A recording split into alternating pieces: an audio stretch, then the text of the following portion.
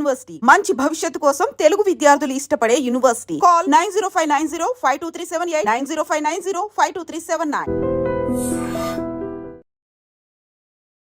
ఈ మొటిమల బారి నుండి రక్షించుకోవచ్చు. మొటిమలు వస్తాయి, రాకుండా ఉండడం అనేది ఇంపాసిబుల్. ఎవరికైనా వస్తూ ఉంటాయి. దాదాపు 180 మందికి వస్తూ ఉంటాయి.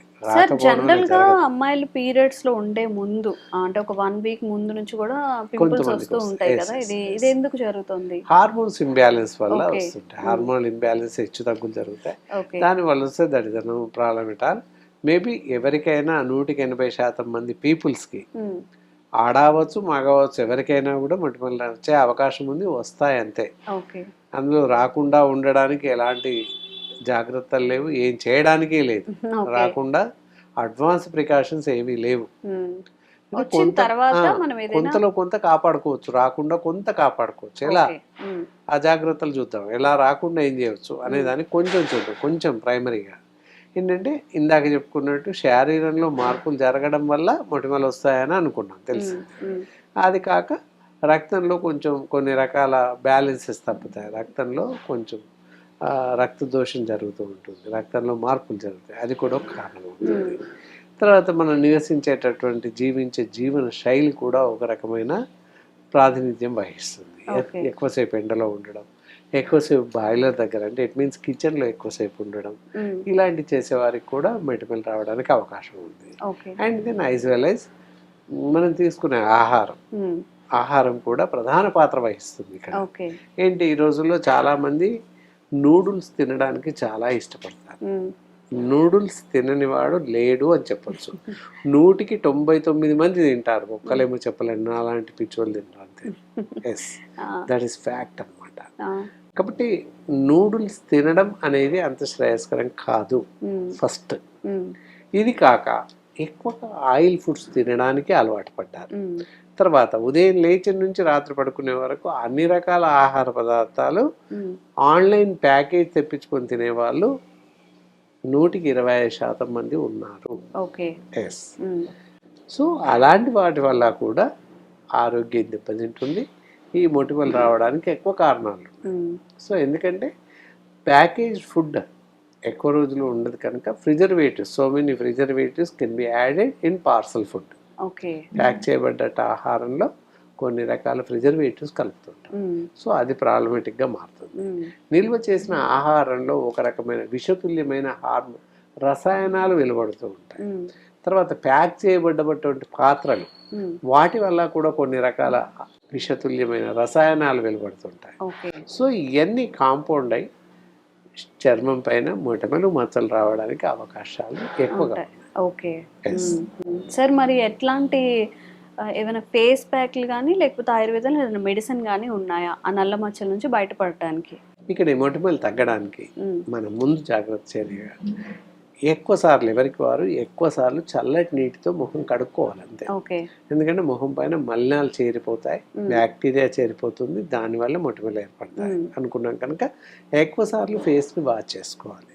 అలాగే మంచి ఆహారం, ఆకుకూరలు ఎక్కువగా ఉండేటటువంటి ఆహారం, నీరు పట్టినటువంటి ఆహారం, సోరకాయలు, కీరా దోస ఇలాంటివి ఎక్కువగా తీసుకోవడం చేస్తుంటే కొంతవరకు మొటిమలు రాకుండా కొంత జాగ్రత్త పడవచ్చు.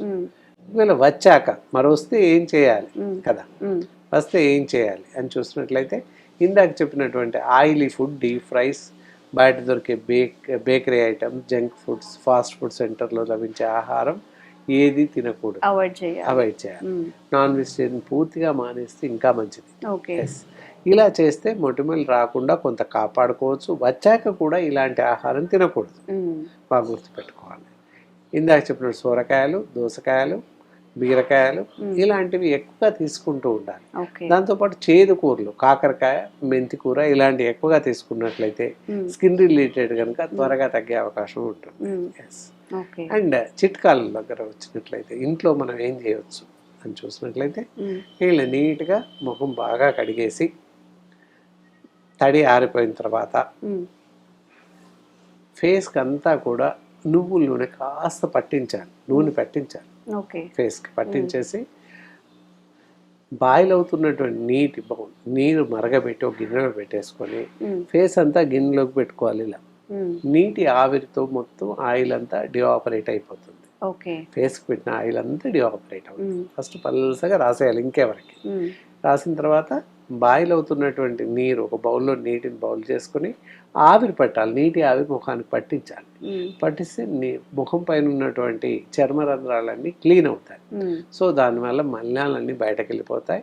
మొటిమలు త్వరగా తగ్గే అవకాశం ఉంది. ఇది ఫస్ట్. అదైన తర్వాత వెంటనే జాజికాయ అంటే అందరికీ తెలుసు, మసాలాల్లో ఆహారంలో వేస్తుంటాం. జాజికాయ పౌడర్ తీసేసి కొన్ని పాలల్లో, పచ్చి పాలే షుడ్ నాట్ వి, అది సెమీ లిక్విడ్ లాగా కొన్ని పాలు తీసుకొని ఈ జాజికాయ పౌడర్ అందులో కలిపేసి ఫేస్కి అప్లై చేయాలి. మొటిమలు ఉన్న ప్రాంతంలో కొంచెం ఎక్కువగా అప్లై చేసేసి ఒక 15-20 మినిట్స్ అలాగే ఉంచి ఆరిపోయాక ముఖాన్ని చల్లటి నీళ్ళతో కడుగుతూ ఉన్నట్లయితే ఈ మొటిమలు తగ్గిపోతాయి. ఎస్, అది ఒక చిట్కా. ఇంకొక చిట్కా, రావి చిగుర్లు, రావి ఆకులు ఉంటాయి, వాడతారు. చిగురు ఆకులు ప్లస్ మర్రి ఊడలు చిగురు చివర్లో ఉంటాయి అవి. తర్వాత మాని పసుపు దొరుకుతుంది, అలాగే చందనం పౌడర్ దొరుకుతుంది, గంధం లేదా చందనం పౌడర్ మంచి దొరుకుతుంది. ఇవన్నీ ఈక్వల్ క్వాంటిటీ తీసుకొని బ్లాక్ పెప్పర్ పౌడర్ ఉంటుంది, ఒకే ఒక చిటికెడు, ఎక్కువ వేయకూడదు, ఒక చిటికెడు బ్లాక్ పెప్పర్ పౌడర్. ఇవన్నీ సమ్మిళితం చేసేసి మిగతా అవన్నీ సమపాలలో తీసుకోండి. బ్లాక్ పెప్పర్ పౌడర్ ఒక 2 చిటికలు వేసేసి సెమీ లిక్విడ్ లాగా పౌడర్ తయారు చేసుకొని ఆ పౌడర్ని కొంచెం వాటర్ వేసేసి సెమీ లిక్విడ్ లాగా తయారు చేసేసి ఫేస్ పైన పెట్టుకోవచ్చు. ఎక్కడైతే మొటిమలు ఉంటాయో ఆ ప్రాంతంలో ఎక్కువగా ఒక 15 నిమిషాలు ఉంచేసి చల్లటి నీళ్ళతో కడిగినట్లయితే ముఖం పైన ఉన్నటువంటి మొటిమలు తగ్గిపోతాయి. ఓకే. ఈ 2 చిట్కాలు ఏదైనా పాటించవచ్చు. కొన్ని కేసెస్ లో ట్రీట్మెంట్ వరకు వెళ్ళవలసి వస్తుంది కదా, ఎక్కువగా ఉన్న వాళ్ళకి. అంటే ఇదంతా కూడా మొత్తం అగ్రెసివ్ గా ఉండి బ్లడ్ వచ్చేవి కూడా ఉంటాయి కదా, ఎర్రగా కనిపిస్తాయి, చీమ వస్తుంటది అక్కడ. దానికి ఏమైనా ట్రీట్మెంట్ ఉందా మన ఆయుర్వేదంలో? అలా ఎక్కువగా ఉన్న వాళ్ళు కింద పైన చెప్పినటువంటి చిట్కాలు పాటించవచ్చు. ఇఫ్ ఇన్ ది కేస్ అలా చేసుకోలేని వాళ్ళు లేదా అలా ఎవ్రీడే చేసుకోలేని అలాంటి వాళ్ళు, ఎక్కువగా ఉన్నట్టు మీరు అన్నట్టు చీమ పట్టిపోతుంటాయి ఒక్కోసారి, అలాంటి వాళ్ళందరికీ కూడా ముఖం పైన ఆల్రెడీ గుళ్ళలు ఏర్పడుతుంటాయి. ఇలాంటి వాళ్ళందరూ ఎవరైనా తగ్గని వాళ్ళు ఎవ్వరున్నా కూడా మా లాంటి ఎక్స్పర్ట్ డాక్టర్స్, అనుభవజ్ఞులైన ఆయుర్వేద వైద్యులను సంప్రదించినట్లయితే దానికి సరిపడేటటువంటి బెటర్ మెడిసిన్స్ ఇవ్వడానికి ఉంటుంది. దీనికి ఇంటర్నల్ మెడిసిన్స్ ఇస్తుంటాం, ఎక్స్టర్నల్ అప్లికేషన్స్ ఉంటాయి. ఒక సమాంతరంగా మెడిసిన్ ఒక పద్ధతి ప్రకారంగా వాడుతూ వెళ్ళినట్లయితే ముఖం పైన ఏర్పడినటువంటి గుళ్ళలు, తర్వాత మొటిమల తాలూకు వచ్చినటువంటి స్కార్స్, మచ్చలు అవ్వచ్చు, అలాంటివన్నీ కూడా తగ్గే అవకాశాలు ఉంటాయి. ఓకే.